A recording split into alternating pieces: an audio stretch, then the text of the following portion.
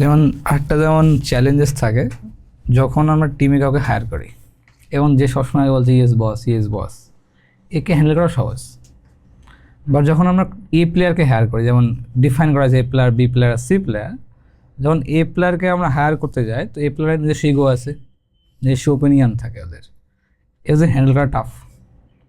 এদেরকে হ্যান্ডেল করা কীভাবে, একটা হ্যান্ডেল করে এ প্লেয়ারকে এবং রিটেন কীভাবে করে, এবং যেহেতু ওদের স্ট্রং ওপিনিয়ন এবং সেম ভিশনে, আমার সেম কোম্পানির ভিশনে বা সেম গোলে অ্যালাইন কীভাবে করতে হয় এদেরকে।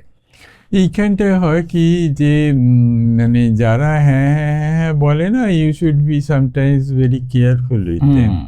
কেননা সবসময় হ্যাঁ বলার লোকটা থাকা না থাকা তো অলমোস্ট সেম, বা whatever you are saying he is just কমপ্লাইং।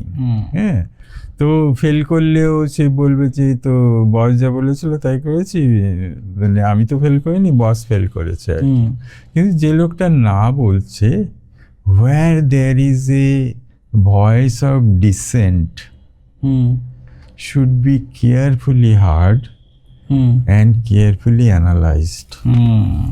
Voice of dissent has to be enormously regarded. একটা লোক যদি হাত তুলে বলে স্যার আমার একটা অন্য কিছু বলার ছিল, সবাইকে মেক এভরিবডি সাইলেন্ট, ওনারটা শোনো, make him or her satisfied or get yourself satisfied. কেন ও যখন একটা কিছু সাহস করে বলছে, তার মানে ওর একটা কিছু বলার আছে।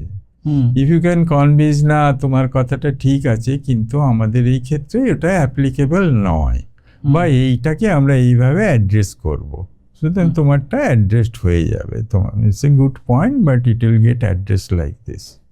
বা যদি তুমি বলে না হি হ্যাজ এ পয়েন্ট, এটাকে কীভাবে, তখন বলে যে আচ্ছা তোমার যে পয়েন্টটা বললে আমরা যদি এটা করি, how do you think that this can also get addressed, little bit you moderate your thoughts and see that his or her point is also getting addressed in that.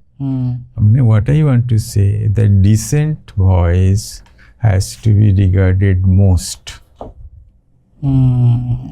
সেই জন্যই তো বলে যে অ্যাসেম্বলিতে, the assembly is assembly is for the oppositions.